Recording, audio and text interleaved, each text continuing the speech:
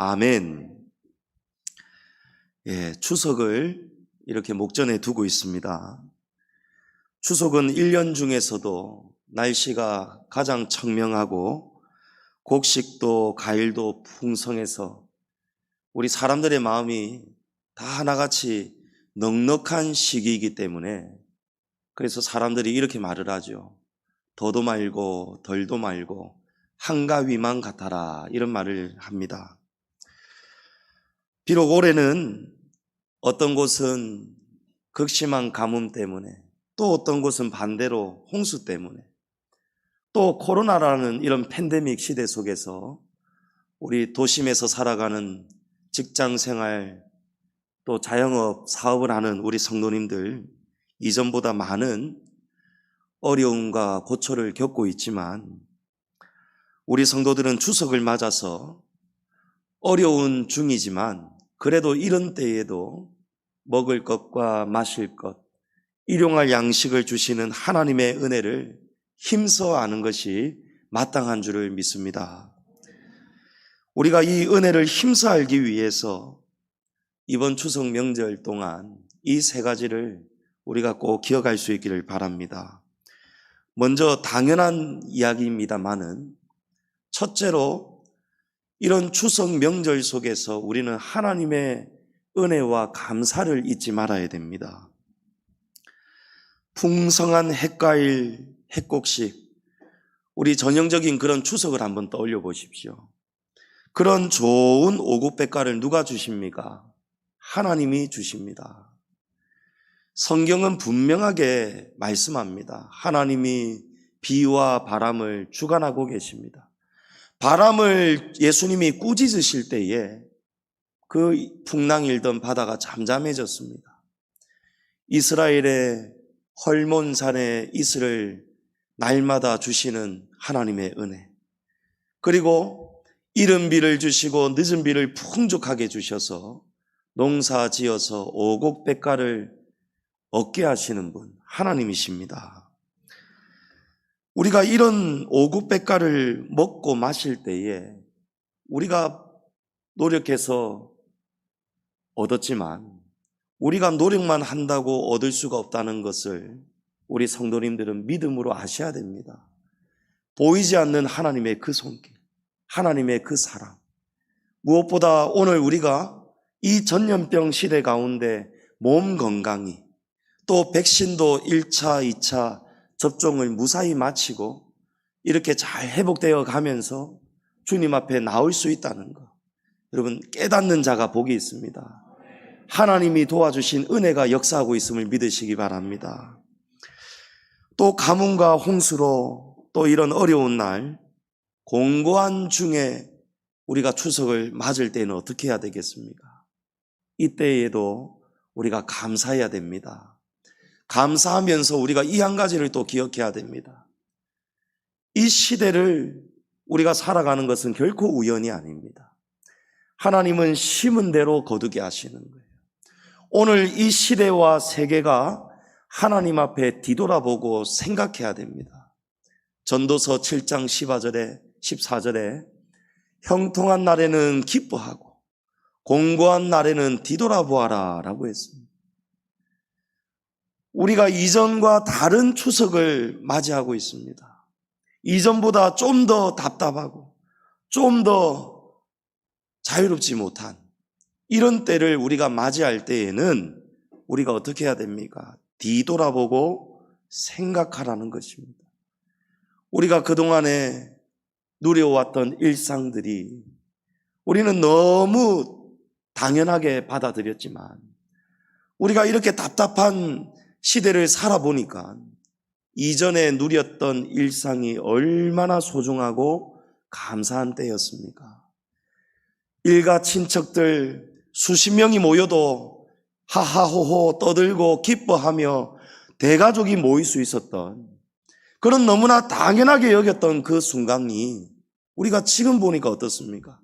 그때가 정말 감사한 순간이었구나.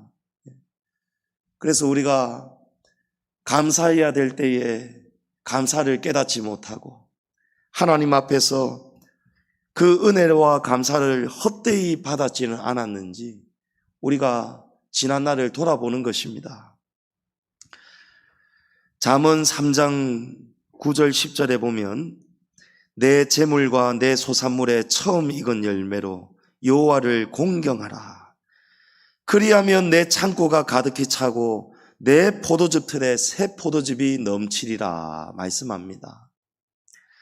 우리는 어느 때든지 하나님의 은혜와 감사를 잊지 말아야 되는데 특별히 이 추석 때에는 하나님 앞에 받은 은혜를 우리가 귀하게 생각하고 감사해야 됩니다. 이스라엘 이 팔레스타인 땅에서는 포도나무 농사 짓기가 쉽습니까? 어렵습니까? 가장 어렵죠. 포도나무, 무화과나무 열매, 감람나무 열매 이런 열매들이 있지만 그 중에 제일 수확하기가 어려운 것이 포도나무라고 말씀드렸습니다. 그런데 하나님이 말씀하십니다. 내 재물과 내 소산물에 처음 익은 열매로 여호와를 공경하라는 거예요. 우리가 처음 월급을 받게 되었을 때, 저는 중학교 1학년 때 처음 돈을 벌어 보았거든요. 신문 배달을 해보았는데 그때도 주변에 보고 듣고 배운 바가 있었어요. 사람은 모름지기 이제 장성하여서 첫 월급을 받게 되었을 때 부모님께 속옷 지어드려야 된다. 이렇게 보고 듣고 배웠거든요. 그래서 제가 비록 월급은 정말 얼마 되지 않았어요. 제가 그 당시 때에 망미동 일대 삼성아파트 다 제가 신문 다 돌리고 한 200불을 매일 돌렸던 것 같아요. 돌리고 나면 여름이었는데요. 여기가 시큼해집니다. 여기가 시큼해져요. 그래서 받은 월급이 9만 원이었어요. 9만 원. 9만 원 받아가지고 이제 하나님 앞에 11조 먼저 딱 떼고 감사헌금 떼고 부모님 속옷 사드리고 이렇게 했거든요. 이것이 부모에 대한 공경이지 않습니까? 부모님이 저한테 9만 원 주시지 않았습니다. 제가 땀 흘리고 제가 시큼해져 가면서 신문을 하루에 200부씩 배달을 했지 않습니까? 근데 왜 부모님께 공경해야 됩니까? 왜 속옷 지어드려야 됩니까? 저를 지금까지 키워주시고 낳아주시고 키워주시고 길러주시고 아플 때에도 속을 썩일 때에도 저를 이렇게 일을 할 수 있는 몸 건강한 자녀로 키워주신 분이 부모님이기 때문에 부모님께 공경한 것이 마땅한 것이죠. 하나님께 우리가 공경하는 마음도 똑같은 것입니다. 우리는 내가 벌었다라고 착각할 수 있지만 오곡백과를 주신 분이 하나님이시지 않습니까? 하나님이 하늘에 해를 주시고요. 적당한 때에 이른 비와 늦은 비를 주시고요. 하나님이 자랄 수 있도록 도와주셨다는 거예요. 그래서 사실은 사람은 씨를 뿌렸지만 자라게 하시고 열매 맺도록 하시는 분은 하나님이시라는 거예요. 그래서 우리가 하나님께 소산문의 첫 열매를 하나님께 드리는 것이 그것이 공경 드리는 것이 마땅하다는 것입니다. 그런데 하나님은 어떤 분이에요? 우리는 첫 열매를 일부를 드렸지만 하나님은 그것을 받으시고는 무엇을 약속하십니까? 그리하면 내 창고가 가득히 차고 내 포도즙 틀에 새 포도즙이 넘치리라. 할렐루야. 포도농사를 한 해 한 해 짓는 것이 너무 어려운 거예요. 그래서 누가복음에도 보면 포도원에 포도농사를 망치고 난 다음에 포도원 주인이 포도원 땅에다가 무엇을 심었습니까? 무화과나무를 심었지 않습니까?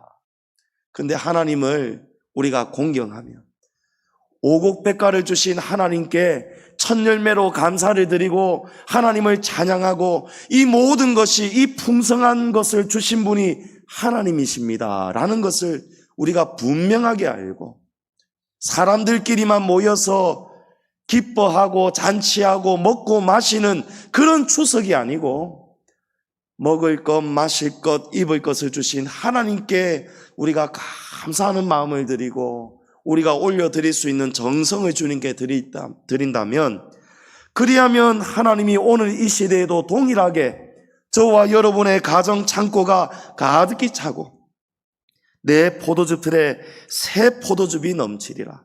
내년 농사에도 걱정할 일 없도록 하나님이 도와주신다는 것입니다. 사람이 넉넉할 때에는요, 말 그대로 넉넉하기 때문에 감사를 인사하고 공경하는 것이 비교적 쉽습니다. 그런데 만약에 소출이 풍족하지 않을 때에 가뭄도 있고 홍수도 있고 또 우리는 직장생활 사업 중에 이 팬데믹 시대 속에서 여러 가지 여러 방면으로 어려움의 여파를 우리가 겪고 있는 이때에, 이런 때에도 우리가 처음 익은 열매로 변함없이 하나님께 있을 때에도 없을 때에도 변함없이 하나님께 감사를 드리는 우리 성도님들 되시기를 축복합니다. 하나님이 그리하면 창고가 가득히 차도록 도와주시마 약속하셨지 않습니까? 이 약속을 믿으시기 바랍니다. 마태복음 24장에 천지는 없어질지언정 내 말은 없어지지 아니하리라. 세상 천지는 사라져도 하나님이 하신 이 말씀은, 이 언약은 변하지 않는다는 것입니다. 이사야 40장에 푸른 마르고 꽃은 시드나 우리 하나님의 말씀은 영원히 서리라. 할렐루야. 예수님은 하나님이 원하시는 감사의 기준을 분명하게 설명하여 주셨습니다. 누가복음 21장에 어떤 가난한 과부가 두렛돈 넣는 것을 보시고 이르시되 내가 참으로 너희에게 말하노니 이 가난한 과부가 다른 모든 사람보다 많이 넣었도다. 저들은 그 풍족한 중에서 헌금을 넣었거니와 이 과부는 그 가난한 중에서 자기가 가지고 있는 생활비의 전부를 넣었느니라 하시니라. 자, 분명히 이 가난한 과부가 드린 헌금은 두렛돈에 불과합니다. 두렛돈은 가장 작은 화폐 단위 중에 하나입니다. 그리고 그 모임 가운데에 돈이 많은 부자들이 있었다라고 합니다. 두렛돈보다 이 부자들이 넣는 헌금이 훨씬 더 비교할 수 없을 만큼 많았을 것입니다. 그런데 예수님은 뭐라고 말씀하십니까? 여기에 있는 다른 사람들보다, 두렛돈보다도 훨씬 더 많은 헌금을 드린 이 사람들보다, 저 부자들보다도 이 가난한 과부가 드린 두렛돈이 하나님이 보시기에 가장 많이 하나님 앞에 드린 헌금으로 받으신다는 거예요. 왜 그렇습니까? 부자들은 넉넉한 중에서 드렸다는 거예요. 돈이 많았지만, 부자로서 돈이 많았지만 그 중에 적은 일부를 드린 것에 불과하다는 거예요. 하나님이 보시기에 그 중심을 받으실 때에 그 중심의 무게가 부자들이 넉넉한 데서 드린 헌금보다도 이 가난한 과부가 없는 가운데서도 가장 적은 헌금에 불과하지만, 이 두렛돈에 불과하지만, 이 적은 것을 하나님 앞에 힘을 다해서 정성을 다해서 이 과부가 하나님께 올려드렸기 때문에 중심의 무게는 이 과부가 가장 무겁다라는 것입니다. 이 원리가 바로 하나님이 계산하시는 방법입니다. 그래서 우리는 넉넉할 때에도 감사해야 되고요, 부족하고 어렵고 힘들 때에도 충분히 하나님 앞에 감사드릴 수가 있습니다. 시편 50편 23절에 감사로 제사를 드리는 자가 나를 영화롭게 하나니 그의 행위를 옳게 하는 자에게 내가 하나님의 구원을 보이리라 라고 했습니다. 이번 추석 명절 감사하시는 명절 되시기를 바랍니다. 하나님께 감사가 넘치는 추석 맞으시기를 축복합니다. 하박국 선지자는 이런 고백을 했죠. 비록 무화과 나무가 무성하지 못하며 포도나무에 열매가 없으며 감람나무에 소출이 없으며 밭에 먹을 것이 없으며 우리의 양이 없으며 외양간에 소가 없을지라도 나는 여호와로 말미암아 즐거워하며 나의 구원의 하나님으로 말미암아 기뻐하리로다. 하박국 선지자의 고백처럼 비록 이전보다 무언가가 없을지언정 어떠한 형편에서도 여호와 하나님으로 말미암아 기뻐하고 즐거워하며 감사하시는 한가위 되시기를 바랍니다. 자, 둘째로 우리가 기억할 것은 돌아가신 조상은 공경의 대상이지 제사나 예배의 대상이 아니라는 것을 꼭 기억하시기를 바랍니다. 자, 우리나라가 언제부터 이렇게 조상신을 섬기고 절을 하고 이렇게 제사를 지내게 되었을까요? 유교가 우리 조선시대에 들어왔죠. 유교에서는 이렇게 가르칩니다. 사람이 죽어서 입관을 하게 될 때 그 순간에 혼과 백이 갈라지는데 하관을 하고 사무제를 지내고 90일대에 졸곡제를 지나고 또 졸곡제가 끝나고 난 다음에 부제를 지내는데 이 부제가 끝난 그 시점에 이때가 딱 사람이 죽은 지 95일이 됩니다. 95일째 되는 날에 돌아가신 조상이 조상신이 된다는 거예요. 이 순간에. 그런데 유교에서는요, 이 조상신의 혼백이 영원하고 불멸하는 존재가 아니다라고 가르칩니다. 조상신마다 다 다르다는 거예요. 제가 유교에 공부한 내용을 한번 읽어드리겠습니다. 돌아가신 조상이 조상신이 되었는데 사람마다 이렇게 잔명하는 귀신으로서 잔명하는 기간이 다른데 이렇게 말하고 있습니다. 생리적으로 미숙하거나 도덕적으로 선하지 못한 혼령은 육체를 떠나는 순간 얼마 지나지 않아 소멸된다.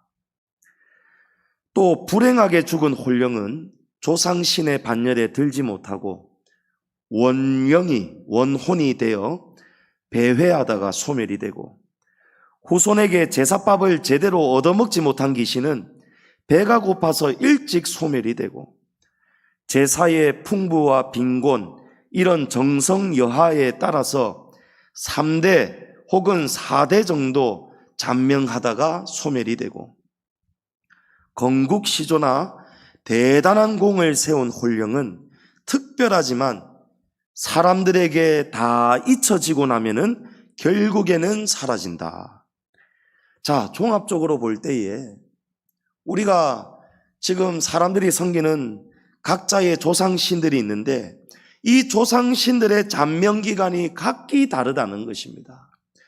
그래서 별 볼 일이 없는 조상신은 잠시 조금밖에 잔명하지 못하다가 소멸되고 사라지고 대접을 잘 받는 혼령은 3, 4대까지 살 수 있다 하니까 150년 정도면은 그 존재가 거의 사라져버리고 만다는 것입니다. 이것이 유교에서 가르치는 내용입니다. 유교에서는 조상신을 왜 섬기라고 하죠?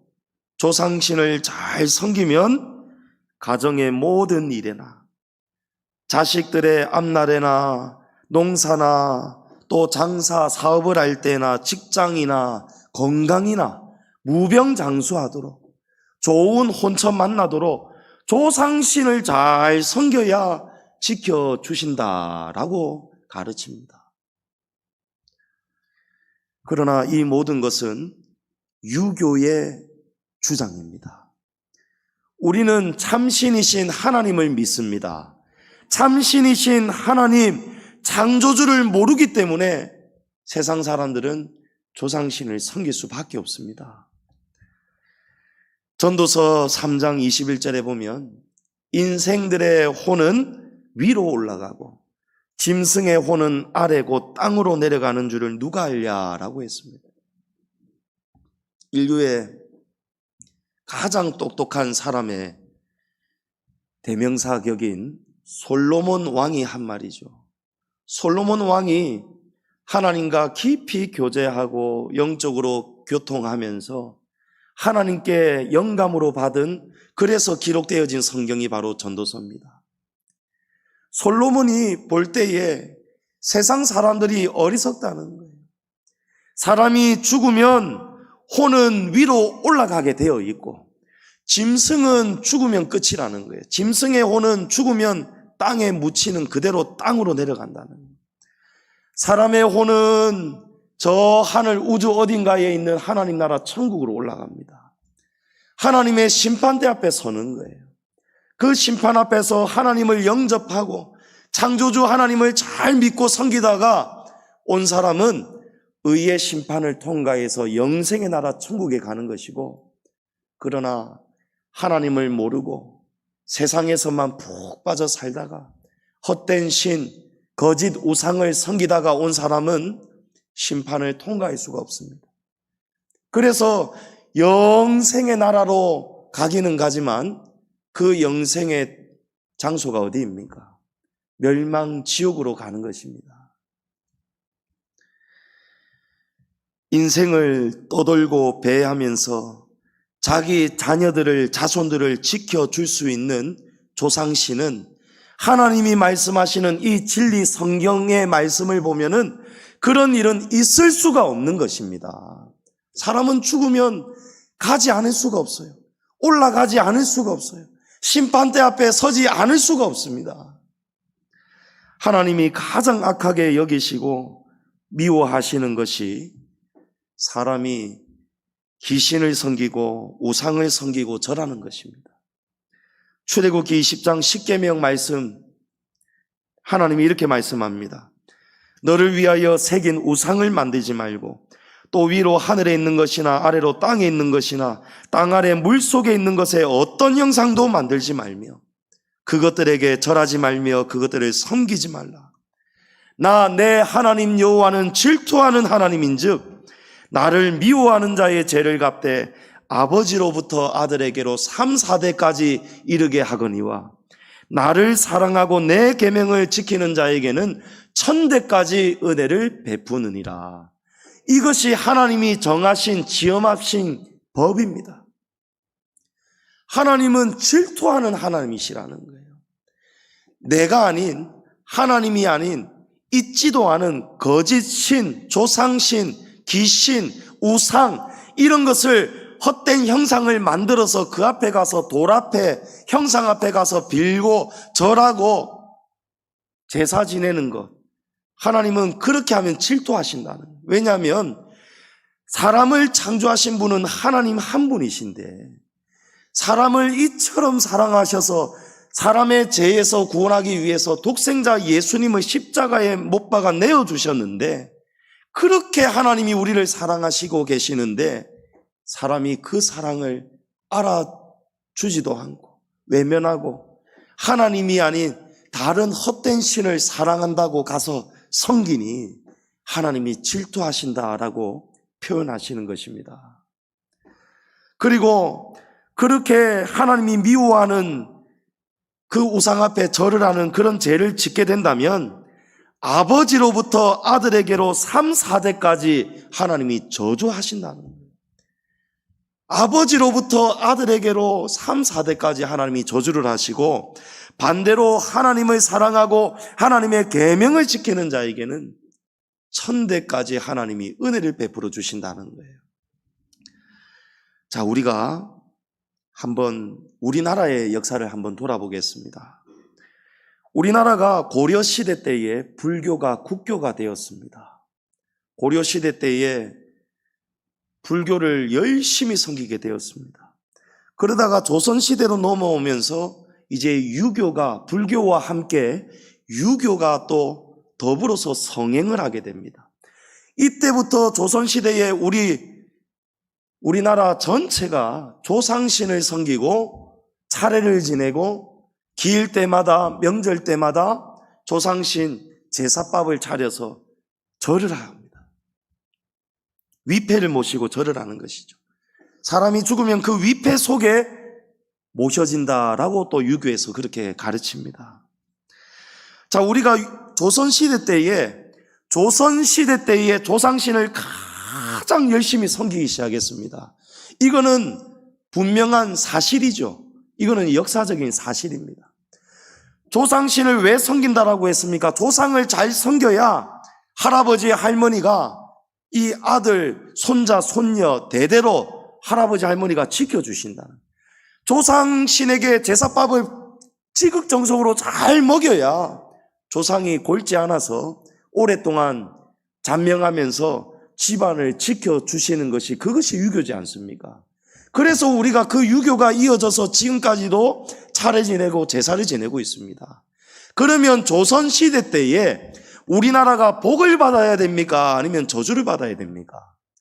복을 받아야 되지 않습니까? 조선시대에 조상을 그렇게, 조상신을 지극정성으로 절을 하고 제사 지내고 섬기기를 그렇게 열심히 하였는데, 조선시대에 우리나라가 신흥 세력을 더 일으켜가면서 우리나라가 더 부국해져야 되는 거 아니겠습니까? 그런데 조선시대에 우리나라가 망하고 말았지 않습니까? 왜 망했습니까? 임진왜란이 일어나면서 일본 군대가 쳐들어오면서 우리나라의 조선시대에 그 국모를, 명성황후를 칼로 난자하고, 그리고 그 죽어가는 명성황후를 불로 태워 죽였지 않습니까? 그뿐입니까?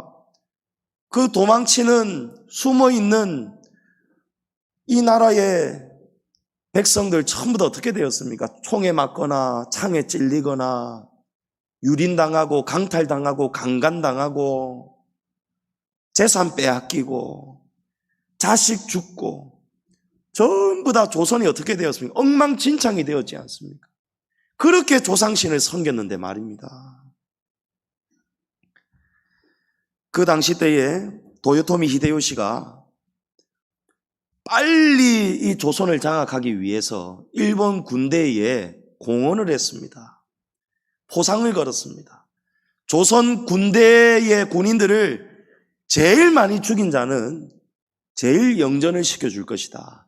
그래서 죽였을 때에 그 몇 사람을 죽였는지 알 길이 없으니까 자기가 죽인 군인의 길을 잘라오너라 라고 했어요. 근데 나중에 일본 군인이 자기가 죽인 사람의 길을 하나만 잘라야 되는데 두 개를 다 잘라가지고 두 명을 죽인 것처럼 부풀리기 시작하니까 도요토미 히데요시가 이제는 귀 자르지 말고 코 베어오너라. 코는 사람에게 하나밖에 없으니까 코를 베어오너라 라고 했어요. 그래서 이 당시 때에, 임진왜란 때에 조선 군인들이 귀 베이고 코 베였는데요, 또 포상에 가열이 돼가지고 일본 군인들이, 그 잔인했던 일본 군인들이 자기가 더 많은 포상을 얻기 위해서 조선 군인의 코만 벤 것이 아니고 선량한 힘없는 백성들, 노인들, 부녀자들, 처녀들, 소년, 소녀, 아이 할 것 없이 코랑 코는 다 베어버리는 거예요. 지금도 도쿄에 가면요, 신사 옆에 조선인들의 기 무덤이 있습니다. 기와 코를 묻은 무덤이 있습니다. 거기에 수십만 명의 기와 코가 묻혀져 있습니다. 그래서 우리 이전부터 어른들이 아이들 큰일 날 것 같으면 위기 때 입이야, 입이야 하죠. 입이야, 입이야. 그게 기자와 코비자입니다. 기 조심해라, 코 조심해라. 그게 입이야, 입이야, 입이야. 그렇게 조상신을 섬겼는데요, 일본 군대가 쳐들어와가지고 조선인들의 기와 코를 다 베어버리고 국물을 칼로 죽여버리고 불로 태워버리고, 여러분 왜 이런 일이 일어난지 아십니까? 하나님은 엄히 명령하셨죠. 어떤 형상도 만들지 말고 절하지 말고 그것들을 섬기지 말아라. 나 여호와는 질투하는 하나님이라고 했습니다. 질투하는 하나님. 하나님이 질투하시면 어떤 일이 일어나는지 아십니까? 에스겔서 23장 25절에 내가 너를 향하여 질투하리니 그들이 분내어 내 코와 귀를 깎아버리고 남은 자를 칼로 엎드려뜨리며 내 자녀를 빼앗고 그 남은 자를 불에 사르며. 임진왜란이 일어나기 수천 년 전에 주님이 에스겔 선지자를 통해서 주신 예언의 말씀입니다. 하나님이 이런 말씀을 하셨습니다. 하나님을 섬기지 않고 다른 헛된 신 앞에 가서 절하고 죄짓고 그 형상 앞에 섬기고 우상을 섬기는 자는 하나님이 질투하는데, 내가 너를 향하여 질투하리니. 하나님이 이제 바벨론 군대를 보내어서 이스라엘을 심판하실 것을 예언하시면서 이렇게 말씀하시는, 그들이 분내어 너희들의 코와 귀를 깎아버릴 것이다. 남은 자를 칼로 엎드려뜨릴 것이다. 내 자녀를 빼앗고 그 남은 자를 불에 살을 것이다. 임진왜란 때에 일어난 일 그대로지 않습니까? 임진왜란 때에 이런 일들이 일어난 것이 여러분 우연일 수 있겠습니까? 우연이 아닙니다. 오늘 서두에 제가 말씀드린 것처럼 하나님의 말씀은요, 천지는 변하여도 천지는 없어질지언정 하나님의 말씀은 영원하다고 하였습니다. 하나님은 인생이 아니시기 때문에 시건하시지 않습니다. 한번 뱉은 말을 다시 드시는 법이 없습니다. 복을 많이 받기 위해서 조상신을 지극정성으로 섬기는 가정들이 지금 이 시대에도 많이 있을 것입니다. 또 바로 윗대의 조상뿐만이 아니고 그 위의 조상, 또 그 옆에 조상, 조상신이란 조상신을 다 섬겨서 복 받으려고 제사를 지내는 분들이 이 시대에도 많이 있습니다. 그리고 제가 아는 그런 분 정말 있습니다. 제가 신혼 때에 시청 앞에 살 때에 자주 종종 가는 식당 아주머니신데 나이도 많으시고 저를 아들처럼 대해주셔서 제가 어머니라고 불렀거든요. 예. 아주머니 부르다가 어머니 부르니까 반찬도 잘 주시더라고요. 어머니 부르고 아이고 아들 왔나 이러는 사이인데요. 어느 날 이분이 보이지가 않는 거예요. 한참이 지나서 보여서 어머니 무슨 일 있었습니까? 하니까 아유 말 마라 이러시는 거예요. 무슨 일입니까? 무슨 일 있었습니까? 하니까 얼마 전에 뉴스에서 혹시 기장에 있는 아파트 주차장에서 2살짜리 남자 죽었다는 뉴스 혹시 모르나 하시는 거예요. 제가 뉴스를 워낙 잘 챙겨서 보기 때문에 알지요, 그 사건. 그게 내 손자다 하는 거예요. 여러분 2년 전의 사건이에요. 2019년도에 기장에 있는 어느 한 아파트에서 엄마가 뒤에 가고 2살짜리 아들이 아장아장 앞에 한 저만치 5, 6m 앞에 가고 있었는데 코너를 돌던 여성 운전자가 운전하던 승용차에 이 2살짜리 남자아이가요 그대로 깔려서 즉사했어요. 아가 얼마나 놀라고 아팠는지 눈도 못 감고 눈이 떠 있더라 이러시는 거예요. 그 눈을 겨우 감겨줬다는 거예요. 손자 이름을 부르면서 이제 눈 감아라, 미련 버리지 말고 얼른 가거라 하면서 보냈다는 거예요, 가족이. 근데 이 아들이요 결혼한 지 10몇 년 만에 얻은, 10몇 년 동안 노력하고 시험관 시술해가지고 얻은 얼마나 귀한 아들인지 모른답니다. 대도 귀한 집안이고. 근데 이 어머니가 거제에 식당 아주머니가 저하고 친하게 지낸 게 이제 제 아버지 고향 얘기하면서 같은 동양 비슷하니까 충무 거제 같이 있으니까. 그런데 자주 거의 한 달에 한두 번씩 제사 지내러, 제사 음식하러 내려가시더라고요, 거제도에. 너무 지극정성으로 섬기더라고요. 그런데 그 소식을 저한테 알려주면서요, 우라질 조상들 그렇게 지극정성으로 미겨놓고 미겨놨더니 데려가려면 내 영감, 저 나이 많은 영감을 먼저 데려가야지 이 2살밖에 안 된 이 손자를 왜 데리고 가느냐. 그래서 다시는 이제 우리 집안 제사 안 지내기로 했다 이라는 거예요. 조상신은 없는갑다. 있다면, 있으면서 이런 짓을 한다면 그거는 우리 조상신 아닌갑다 이렇게 말씀하시는 거예요. 조상신을 섬겼는데 이 집안에도 결국은 어떻게 되었습니까? 복이 온 게 아니고 저주가 왔어요. 우리 집안도 마찬가지예요. 제 할머니 집안에 법당 차려놓고 얼마나 우상을 많이 섬겼습니까? 그래서 제가 아버지께 들어보니까요, 아버지 쪽에 있는 가정들 이야기를 들으니까요, 전부 다 저주를 받는 거예요. 단명하고 암에 걸려서 죽고 남편 일찍 사별하고 자식 무자식이고 상팔자고 전부 다 집안에 우여곡절이 많은 거예요. 그런데 유일하게 친척들이 이제 이렇게 우리 집안을 바라보거든요. 우리 친척 중에 또 유일하게 또 어려서부터 하나님을 믿는 제 사촌 형님이 지금 이제 저 서동에 목회하고 계시는데요. 그 집안, 저희 집안 딱 지금 하나님 앞에서 다시 당대로부터 복이 회복되기 시작하는 거예요. 그래서 아버지 때에 하나님이 복을 주기 시작하셨고 이제 아들 때에 하나님이 아버지 때보다 덜 힘들도록 하나님이 또 주고 계시고 또 이제 저는 분명히 그렇게 믿습니다. 하나님이 약속하셨기 때문에 또 우리 자녀들 때에 또 그 다음 자녀들 때에 하나님이 복 주시고 복 주실 줄을 저는 분명하게 믿습니다. 그러나 중요한 것은요, 이 믿음의 대가 잘 이어져 가야 된다라는 것입니다. 예. 성도님 여러분, 부모나 조상은요, 있을 때 잘해야 되는 섬김의 대상입니다.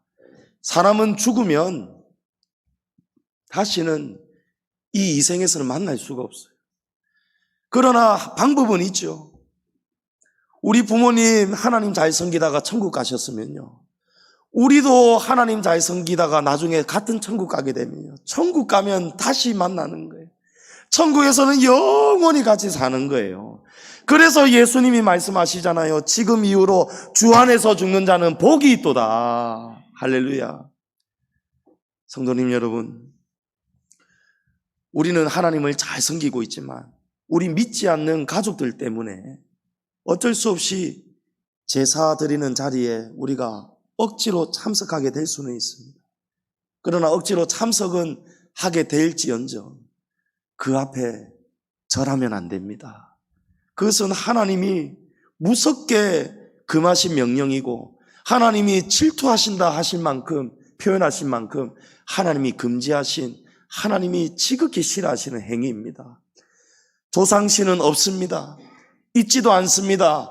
그 대신에 조상신이 오는 것이 아니고 사단 마귀 귀신이 와서 그 집안을 저주를 합니다. 하나님은 우리에게 복 주시기를 원하십니다. 이번 명절 믿음을 잘 지키시기를 바랍니다. 조상신, 그런 헛된 신이 아니고 참신이신 유일하신 하나님께 감사하시고 예배하시고 섬기시기를 바랍니다. 내가 산을 향하여 눈을 들리라. 나의 도움이 어디서 올까? 나의 도움은 천지를 지으신 여호와에게서로다. 우리의 힘과 도움이 되시는 유일하신 여호와 하나님만 섬기시기를 축복합니다. 마지막으로 추석을 맞아서 고향을 그리워하고 또 고향에 가시는 분도 계시고 갈 수 있어도 우리 백윤호 장로님 가고 싶어도 못 가시죠. 저 이북에 계셔서. 그런 때에 우리는 더 나은 본향을 주신 하나님께 감사해야 됩니다. 성경에도 고향을 찾는 사람들이 많이 기록되어 있습니다. 아브라함에게도 고향이 있었습니다. 오늘 본문이 기록된 히브리서 11장은 성경에서 믿음장이라고 부릅니다. 믿음으로 살았던 믿음의 선진들이 기록되어 있는데 오늘 본문에 보면 이들은 다 믿음을 따라 살다가 죽었고 15절에 그들이 나온 바 본향을 생각하였더라면 돌아갈 기회가 있었으려니와 그들이 이제는 더 나은 본향을 사모하니 곧 하늘에 있는 것이라. 자, 아브라함에게도 고향이 있었습니다. 갈대아 우르. 이 우르에 아브라함의 아버지가 계시고 친척이 있고 친구들이 있습니다. 그런데 아브라함은 그들이 나온 바 본향을 생각하였더라면 돌아갈 기회가 있었을 것인데, 아브라함이 마음만 먹으면 우르 땅을 다시 돌아가고 찾아갈 수 있었을 것인데, 아브라함은 고향을 돌아가지 않았다라는 거예요.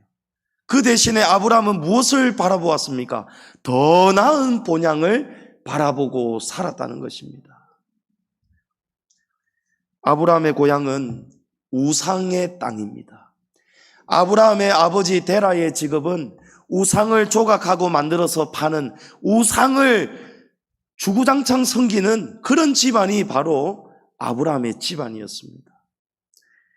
아브라함은 고향이 왜 그립지 않았겠습니까? 그러나 아브라함은 돌아가지 않았습니다. 돈이 없어서, 시간이 없어서 돌아가지 않은 것이 아니고, 그 돌아가야 하는 고향, 나고 자란 고향, 아버지의 직업, 일가 친척 모두가 다 그 땅은 하나님이 가장 미워하시고 싫어하시는 우상 천지였기 때문입니다.